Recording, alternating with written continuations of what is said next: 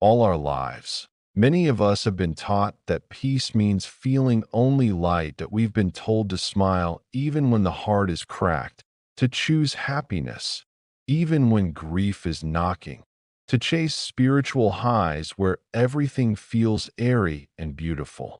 We build towers out of affirmations, meditations, retreats, and every form of happiness we can buy or create, just so we never have to descend into the basement of the soul and meet what we've kept locked away down there.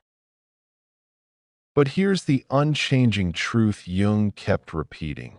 With both tenderness and firmness, whatever you reject will keep chasing you. It will show up in disturbing dreams, in relationships that repeat the same painful patterns, in addictions that never truly leave, in an emptiness that lingers even when life on the outside looks perfect. Until one day you run out of energy to keep running. Until one day you stop, turn around, and finally look at that shadow with loving eyes, not as an enemy, but as a part of you that has waited far too long to be welcomed home. For Jung, shadow integration isn't just a psychological technique. It is the deepest spiritual path, the bridge between living in the clouds of light-only illusions and living a truly whole, grounded, free life in a real world full of contradictions, wounds, and unspeakable beauty. If this reflection is echoing in some tired corner of your heart that's done running, then this is the moment we walk together. Turn on the notification bell and join the Metasitta channel. You'll help grow a gentle space for all the other souls who are also learning to stop fleeing and start coming home. Let's hold each other up. I've seen this pattern again and again in my own past, in closest friends, in clients who arrive with exhausted eyes, even in strangers who suddenly pour their hearts out in the comments. We are so thirsty for peace, yet we define peace as never feeling pain. We practice positive thinking until our heads spin, meditate until the body relaxes but the heart stays restless, manifest until the vision board is full, all to keep the good feelings flowing. The moment a painful memory surfaces, an uncomfortable truth appears, or an uninvited wave of grief rolls in, we immediately look for the exit: substances, overwork, a new relationship, the next retreat. Anything to get back up. At first, it works. Life feels light, almost too light. The shadow gets shoved back into the basement. But the basement never forgets. It waits. And the longer we ignore it, the louder it knocks. Through recurring nightmares, through relationships that keep breaking in the same way, through addictions we call just occasional, through an emptiness that gnaws even when everything outside looks perfect. Jung called the parts we suppress the shadow, everything we've labeled unacceptable, too dark, not allowed. Swallowed anger, buried grief, hidden shame, pretended away fear. But the shadow also holds other things: talents too wild for the family to accept, desires too intense for society to approve, truths too sharp to speak aloud. As long as we refuse to own them, they don't disappear. They just leak out in the most painful ways. Until you make the unconscious conscious, it will direct your life, and you will call it fate. Carl Jung. Shadow integration doesn't mean drowning in darkness forever.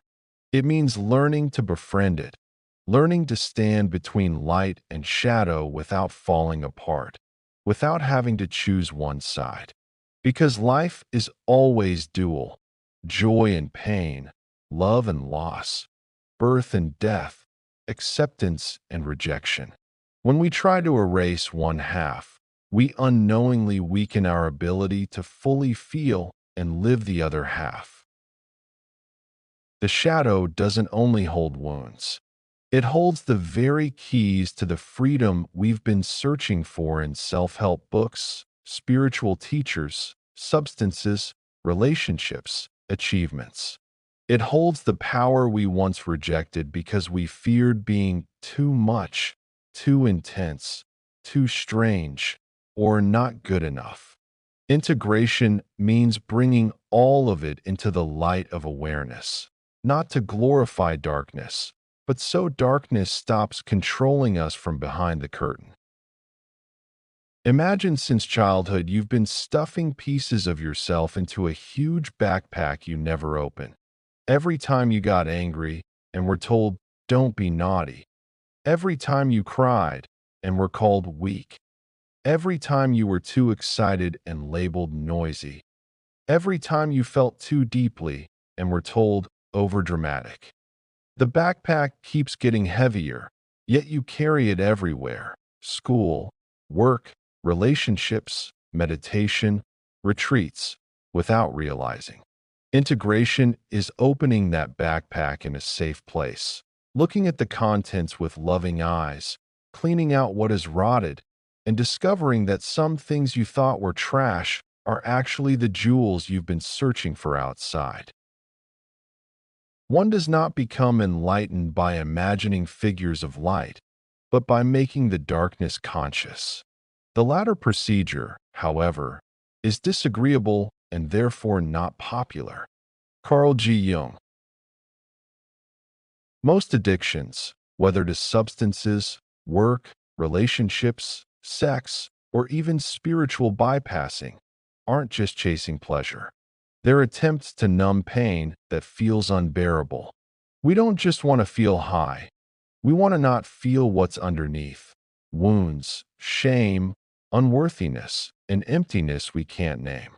Integration changes everything because it gives us a way to process what we've been avoiding. So the urge to escape slowly weakens, and finally we can breathe without constantly hitting the escape button. Inside the shadow aren't only wounds. There is also power we suppressed as children.